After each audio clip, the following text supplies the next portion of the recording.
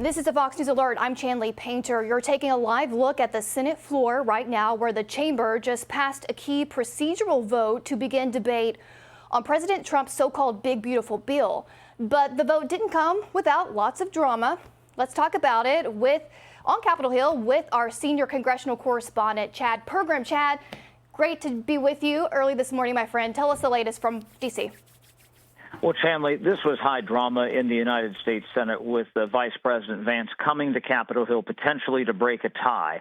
They didn't have the votes to get across this procedural hurdle. This is just to start debate on the big, beautiful bill. This is not passage of the big, beautiful bill. This is just to start debate. And as you know, I always say it's all about the math. And they were short 3 votes. There were 50 noes on the board. All 47 Democrats had voted no. And there were 3 Republicans for most of the night. This vote was held open for 3.5 hours. This vote started at 7:31 Eastern time tonight.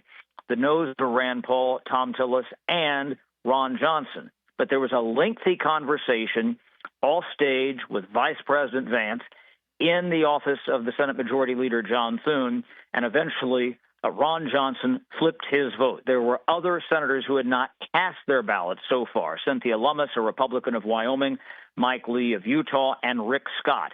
But they eventually got them to yes, and Ron Johnson, who has been adamant against this bill, saying there's too much spending, said, okay, I'm at least, got some sort of promise here. I just asked a senator a few minutes ago, I said, what was the promise to Ron Johnson from Wisconsin? And they indicated to me that they are not at liberty to say. So what happens next? We've got a long road ahead of us. Here's what's going on right now. Usually when they actually get on to an actual bill, what happens is they read just the title of the bill. Technically, from a very technical standpoint, they are supposed to read the entire thing out loud. Well, guess what? That almost never happens. They go through that, and then they simply ask unanimous consent. In other words, if all senators are willing, they go on to the next thing, and they go on to actual debate on the bill. Well, Chuck Schumer objected to getting rid of the oral reading of the bill. Back in the old days when they had, parchment paper and quills, there was only one copy of the bill. And so back in the, 18th century, 19th century, early 20, that's when they had to actually just have that one copy. And if you weren't in the chamber to actually hear the bill read, you didn't know necessarily what was in it. So they used to read these out loud. Now we have these 100-page bills, sometimes more than 1,000-page bills. And so this is really just a dilatory tactic by Chuck Schumer, the Democratic leader. This has been done before. Back in 2021, March 5th, 2021, Ron Johnson, the aforementioned senator from Wisconsin, he objected to the Democrats dispensing with the reading of a COVID-19 bill, $1.9 trillion, and he stretched out the process for 10 hours and 53 minutes. So this bill is bigger. We think that this will go on all night long, well into the morning tomorrow. We just don't know how long it takes to read this bill. And I should note that there are not limits or regulations, and this is actually, you'll find this in some of the standing orders of the Senate, on how loud the clerk must read. They've actually addressed this issue, and how fast or slow the clerk must read.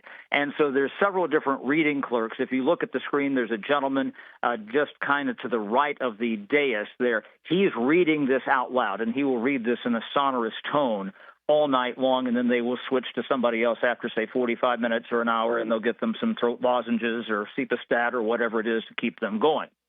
Now, tomorrow, here's what's going to happen. Whenever they wrap this up, they then go to up to 20 hours of debate. We don't think they're going to take that. It's going to be probably more like 10 to 12 hours.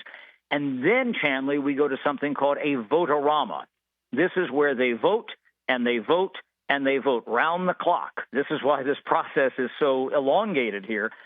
Usually what happens in a vote-a-rama, the shortest one we've had in recent years, in fact, it was earlier this year, was just under 10 hours. The longest one we've had in recent years was just under 15 hours.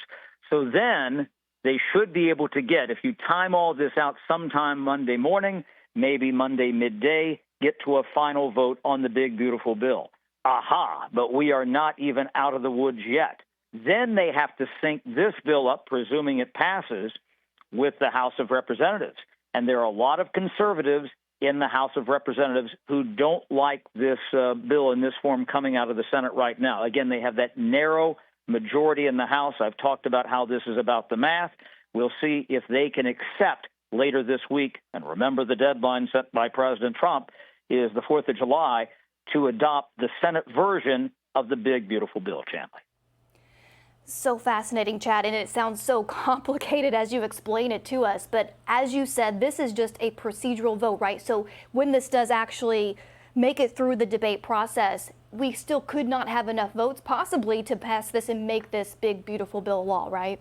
Absolutely. It's not unprecedented to have somebody in the Senate vote on procedure to say, yes, I'm not going to stop the process now. I'm going to let it go forward.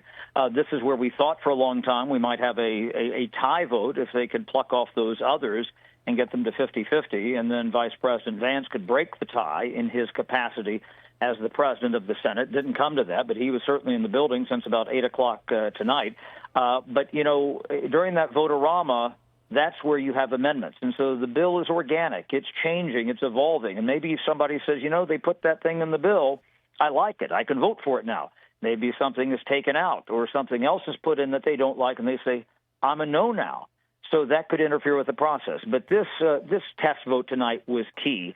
And it's a signal to the House Republicans, that the Senate is forging ahead. We thought that this is what was going to happen. It just took longer than we expected, although maybe that should not be expected because on Capitol Hill, the timing is never exactly Swiss. Exactly. Have we heard anything yet from President Trump tonight? I know he's been active on social media, but since we had this procedural vote go through. Yes, we've heard from him a couple of times. He has absolutely torched Tom Tillis, the Republican senator from North Carolina.